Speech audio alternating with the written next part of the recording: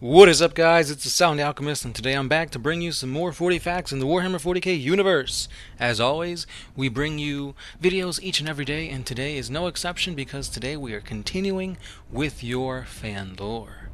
This is none other than the Thunderlords, yet another epic Astartes chapter sent in by you guys, the fans, the subscribers. If you guys have your own lore that you want to send on over to us, whether it's Space Marine lore, Tau lore, Xenos lore, anything lore, send it on over, and it might be featured on the channel. I don't know why I'm talking like this, but let's keep it going, guys. This is 40 Facts on the Thunderlords. The Thunderlords are a loyalist Adeptus Astartes chapter, coming from the 12th founding and being successors to the legion known as the Ultramarines. Although somewhat codex divergent, they still abide by many of the Codex Astartes rules and guidelines, including sticking to the 10 company limit. The Thunderlords, though once a very isolationist chapter, and only in staying in their system and defending it, have recently began to spread themselves out and help their subsector, and even going to the segmentum that they reside in, the Segmentum Pacificus. The chapter homeworld is known as Yoltova. It is a lush and green forested world with plenty of imperial cities dotting the landscape. This world is a mixture of an agri-world and a fortress world, with many imperial military complexes, including the chapter's own fortress monastery.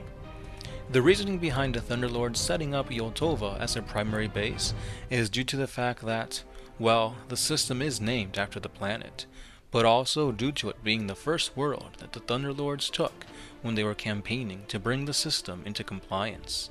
Sadly, not much else is notable about this world. So now let's learn a little bit more about their notable campaigns, beginning with the Compliance of Yoltova. This Compliance was the chapter's first ever campaign. It was a swift and easily won campaign for sure. However, this campaign led them against rebels in this system. The Thunderlords suffered nearly zero losses, except for ammunition, as the rebellions were poorly armed and underfunded. Once Yoltova was secured, the chapter had then set up their fortress monastery upon this world, and the rest is, as we call it, history. Once the Thunderlords took control of Yoltova, there were two instances where they had to defend it. The first was against the Black Legion. The defense of this system was short, with the chaotic forces being unable to face the entire force of 2,000 Sons of Guilliman and the millions of guardsmen. After a mere month, the chaotic forces retreated and joined the rest of Abaddon's Dark Crusade, with the Thunderlords quickly regaining their small amount of losses. The second was against the Tyranids. This was a slightly longer and more costly campaign, with the Leviathan Splinter Fleet attacking with full force on this agri-world. The PDF and guardsmen were quickly slaughtered by the Tyranid force, but once the Thunderlords arrived within days, the Tyranids began to lose.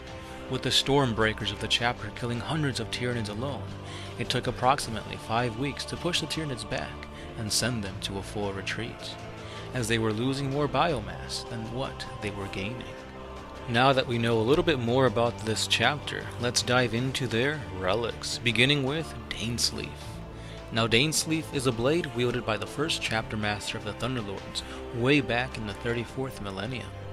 This blade has been used to slay many heretical and traitorous leaders, serving the chapter for a long time until this chapter master unfortunately was killed. The blade was then sent to the reliquary, and now captains of this first company carry the almighty blade. The Armor of Gungear. This is an ancient set of cataphractic Terminator armor, and it's just one of many armors in the chapter's reliquary.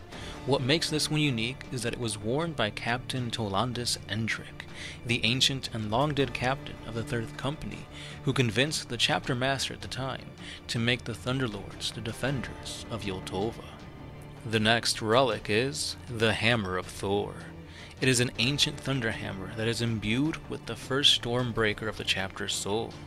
The Astartes was named Thor, being named after the ancient Terran god of thunder, and the hammer is now commonly wielded by the chief librarian of the chapter. It is currently wielded by Jandius Osiris, the current chief librarian.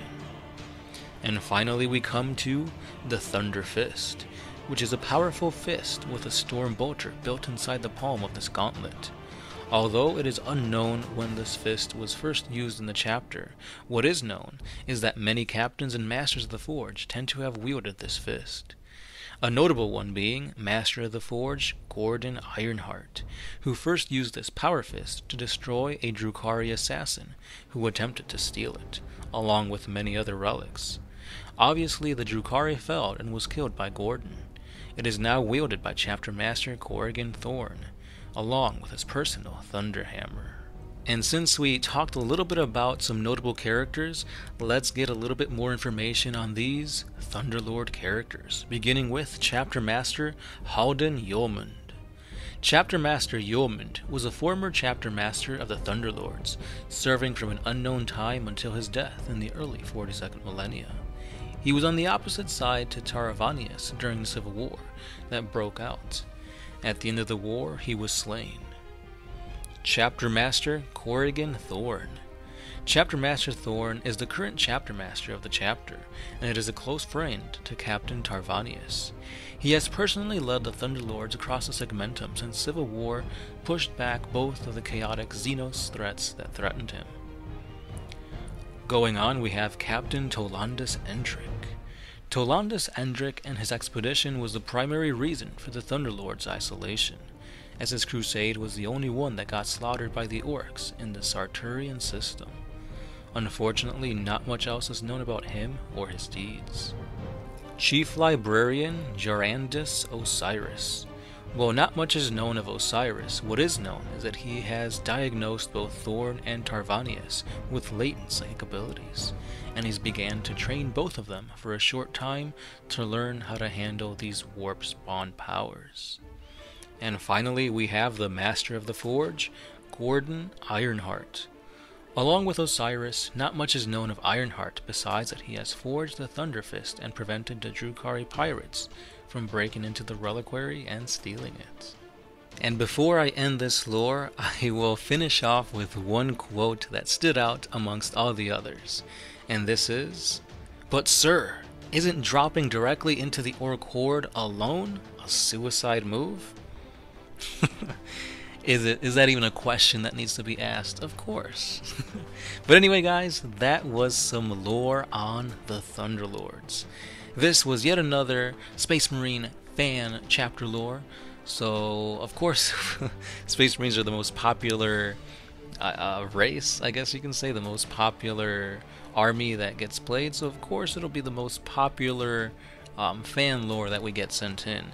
So, I will challenge you guys, if you guys have any Xenos fan lore that you want to send to us, please let us know and send it on over to our Facebook page. If you guys have pictures, that's even better, because that way we can get an even more personal look into your fan lore. And yeah, I mean, this was a pretty interesting take on another Space Marine chapter. It talks about isolationists and just them doing their thing. But anyway, good lore nonetheless. Yeah, that's pretty much all I've got to talk about. I do plan on making a video on what type of chaos gods we want to create. So of course you've got Khorne, Nurgle, Slaanesh, Tzeentch, and there's other lesser gods. And in one of our greater walls, you guys asked us if we could create our own chaos god, what would it be the chaos god of, what powers, demons, greater demons would they have and whatnot. And that's a really cool concept, so I'm actually working on it right now, and it should be out hopefully this week, but we'll see. But yeah, I mean, stay tuned for that, guys, and of course, that's all I got. This is the Sound Alchemist, part of One Mind Syndicate, and I'll be catching you guys tomorrow.